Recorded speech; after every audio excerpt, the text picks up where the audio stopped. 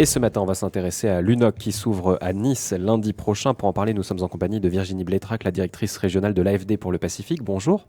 Bonjour Nicolas. Merci d'être avec nous alors que l'AFD sera représentée à l'UNOC. Alors, ce n'est pas forcément un événement qui est très connu du grand public. Est-ce que vous pouvez nous rappeler ce qu'est cette conférence finalement des Nations Unies sur les océans ? Oui Nicolas, bien sûr. Donc l'UNOC, comme vous le dites, c'est le sommet des Nations Unies sur les océans qui est co-organisé cette année par la France et le Costa Rica qui se tient à Nice. Et c'est une grande conférence internationale qui va réunir beaucoup d'acteurs, des autorités publiques, la société civile, des acteurs économiques, des scientifiques aussi, de façon à accélérer l'action au niveau international et davantage préserver cette ressource incroyable qui est l'océan. Alors l'Agence française de développement est naturellement et historiquement impliquée dans cette préservation de l'océan. En quoi c'est important pour vous ? Alors, c'est important pour nous ici dans le Pacifique, avant tout parce que c'est essentiel pour le Pacifique et c'est sans doute le meilleur endroit pour en parler. On est au cœur ici du plus grand espace océanique mondial. C'est quand même un tiers de la surface du globe, cet océan Pacifique.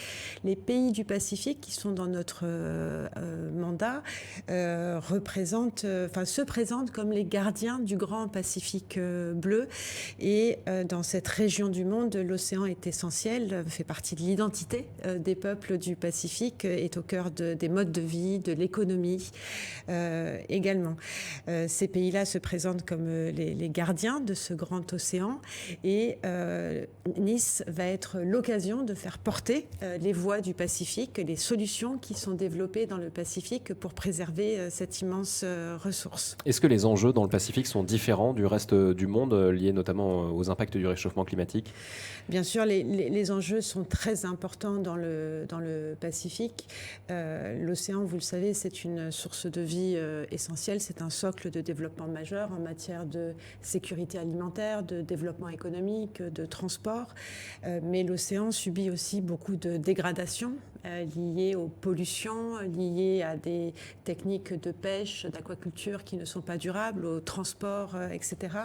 Et on voit d'ores et déjà les impacts des effets du changement climatique sur les océans, avec des effets qui impactent même les habitats en termes de ressources aquacoles, de qualité de la biodiversité, des effets sur l'élévation du niveau de la mer, des effets aussi sur le retrait des traits de côte, comme on le voit également en Calédonie.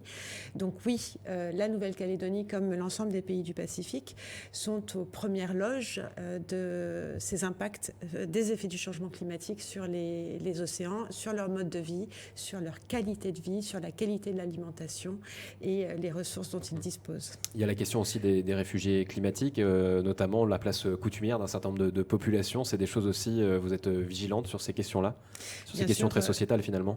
Tout à fait. L'ensemble des pays et des territoires du Pacifique sont très vigilants parce que, et on le voit déjà en Calédonie, sur les îles Loyauté par exemple, le retrait des côtes fait effectivement que certaines populations sont en danger et demandent à être déplacées. Or, on sait que le lien à la terre est un élément essentiel et va poser effectivement des sujets sociétaux majeurs et les pose déjà. Alors l'AFD finance un certain nombre de projets, des projets à échelle humaine finalement, des solutions très, très locales qui sont mises en place. Est-ce que vous pouvez nous citer quelques exemples de projets qui ont été mis en place ? Oui, la préservation et l'équilibre entre la préservation de l'océan et l'usage durable des services que peut rendre l'océan est au cœur de nos activités dans le Pacifique naturellement. Et on intervient sur l'ensemble des géographies au plus près des populations et des communautés locales. Donc on va travailler par exemple à travers une initiative qui est bien connue dans le Pacifique, l'initiative Kiwa, qui est cofinancée par la France, l'Union européenne, l'Australie, la Nouvelle-Zélande et le Canada, que nous mettons en œuvre au niveau de l'AFD et qui va essayer d'accompagner les communautés locales pour mieux s'adapter aux effets du changement climatique grâce à ce ce qu'on appelle des solutions fondées sur la nature grâce aux services que rend la nature.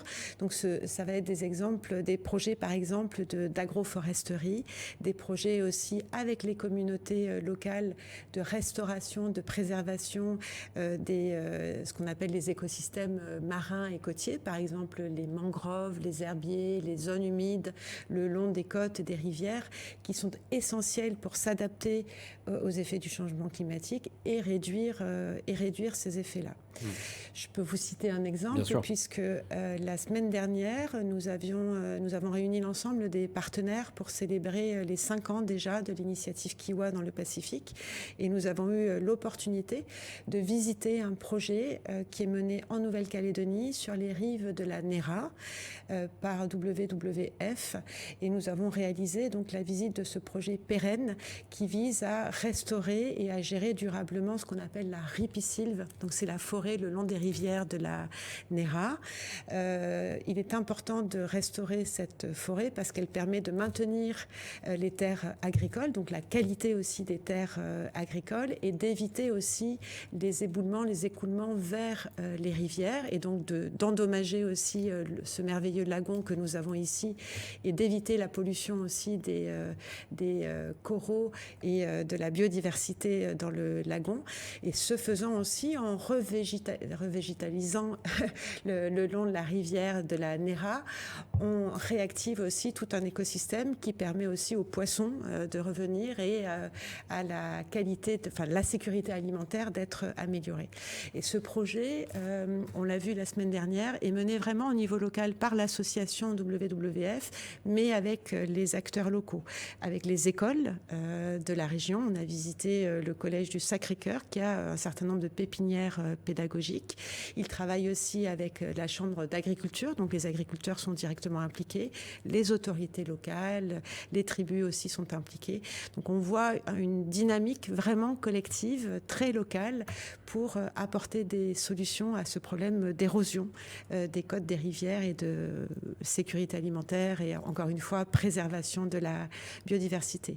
Donc vous financez, vous aidez aussi sur ces projets et vous suivez aussi l'évolution pour qu'ensuite peut-être ces savoirs puissent être transmis ailleurs dans d'autres territoires qui rencontreraient les mêmes problématiques. C'est l'idée, c'est de ne pas laisser ces projets à l'état de projet, c'est vraiment que ça soit concrétisé, que ça se concrétise et qu'ensuite ce soit peut-être exporté ailleurs.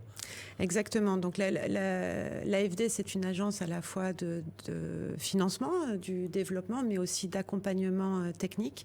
Et on n'a rien inventé, parce qu'on s'appuie bien sûr sur des solutions et des savoirs locaux.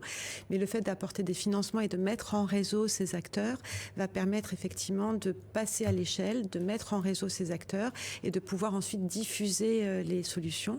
Et nous, on va s'attacher bien sûr, et ça fait le lien avec l'UNOC dont nous parlions tout à l'heure, à faire porter ces voix du Pacifique, à partager ces solutions dans les sommets internationaux et ailleurs dans le monde, de façon à ce que ce qui est développé ici dans le Pacifique soit aux acteurs à l'international. On le voit sur l'initiative Kiwa, le budget a été considérablement augmenté et revu à la hausse sur ces 5 dernières années, financé à 50% à peu près par l'AFD et les autres partenaires mettant le complément. Ça veut dire que c'est un point important pour la diplomatie française, cette question de l'environnement et des océans en particulier. Tout à fait. La diplomatie environnementale française est très volontariste sur ce plan-là. Elle est d'ailleurs très alignée avec la diplomatie des pays du Pacifique, qui sont très vocaux sur la scène internationale pour défendre ces sujets de climat, de préservation de la biodiversité, de préservation des océans. Et en ce qui concerne l'AFD, notre activité dans le Pacifique est précisément centrée sur ces sujets climat, biodiversité, océan, de façon à répondre en fait aux priorités des pays de la région qui sont définies dans ce qu'on appelle la stratégie pour le Pacifique bleu, qui porte bien son nom. Et donc on répond à une demande et on s'aligne sur les priorités de la région.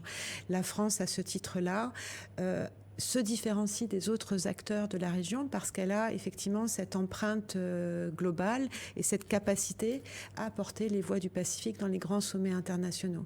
Ça a été le cas des COP climat, par exemple, des les conférences des parties, la COP, le sommet de Paris. Et là, on espère la semaine prochaine pouvoir, à l'issue du sommet de Nice, déboucher sur la déclaration de Nice pour les océans, dont bénéficieront en premier lieu les pays du Pacifique et la Calédonie tout singulièrement. Alors on sait que la Calédonie sera représentée notamment par le gouvernement. Il y a eu un communiqué publié hier soir. Il y aura des représentants du Congrès, du Sénat coutumier. L'AFD représentera aussi la Nouvelle-Calédonie d'une certaine manière. Mais c'est la Polynésie française finalement qui sera un petit peu la porte-parole du Pacifique. C'est bien ça? Il y a une grosse délégation de Polynésie. Il y a une très grosse délégation de Polynésie, plus d'une centaine de personnes, je pense.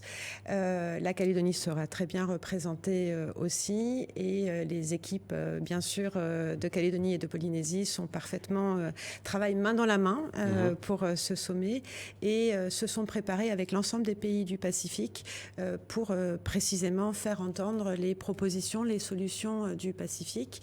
La Polynésie a proposé la déclaration de Papeete, justement, sur laquelle la Calédonie est parfaitement alignée, et espère la semaine prochaine accélérer l'action en faveur de la préservation des océans et de l'océan Pacifique en particulier. Comment ça se passe dans ce genre de sommet? Finalement, on rencontre les différents acteurs des Nations Unies, il y a des conférences. Comment concrètement on peut porter la voix du Pacifique? Comment ça s'organise?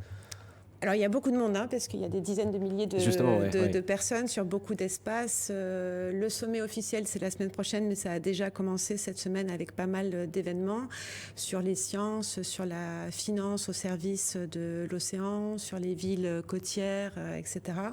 Et après, il y a beaucoup d'espaces plus ou moins ouverts, où vont se tenir des événements, des conférences, où les pays du Pacifique vont pouvoir, à travers des ateliers, montrer ce qui se fait sur le terrain, les solutions qui sont portées par les communautés du Pacifique, et partager ces solutions avec d'autres acteurs. Au final, il y a aussi un niveau beaucoup plus officiel, qui est cette fameuse déclaration dont la rédaction a démarré bien avant le sommet, et qui donnera lieu à des négociations plus ou moins longues pour aboutir à un texte validé par l'ensemble des parties, endossé par l'ensemble des parties, qui va être ensuite une feuille de route à l'international pour mobiliser davantage de moyens, d'actions en faveur des pays de l'océan. Donc on ne la verra pas directement à la sortie de l'UNOC, cette déclaration? Il faudra certainement attendre. Si, on devrait pouvoir la voir à la sortie de l'UNOC, il faut espérer. Bon, on l'espère. Merci beaucoup en tout cas, Virginie Bleitrach, d'avoir été avec nous ce matin, directrice régionale de l'AFD.